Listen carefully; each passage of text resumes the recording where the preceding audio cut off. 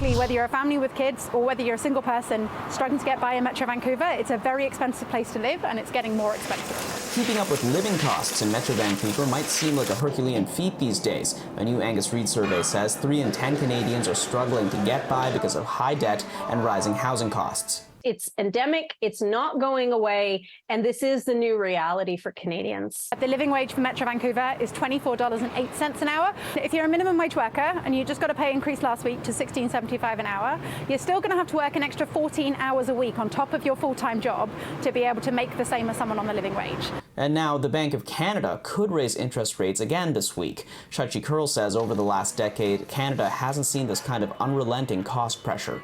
Those inflationary pressures, those upward pressures that the landlord is paying, they're going to pass that on to renters. And because we don't have an oversupply or an overabundance of housing, particularly in our cities, again, it creates those pressures. In the Vancouver subreddit, one user says he's in his 30s and has moved back into his parents' place and says his life plans are off track even with a well-paying job. And if you're making minimum wage, Anastasia French says those workers face a $12,500 gap between what they make and what they need to get by. And how are they going to make that $12,500? So they often have to work multiple jobs or make really difficult decisions on whether they're going to stay living with their parents or whether they're going to cut back on food or whether they're going to live in overcrowded housing.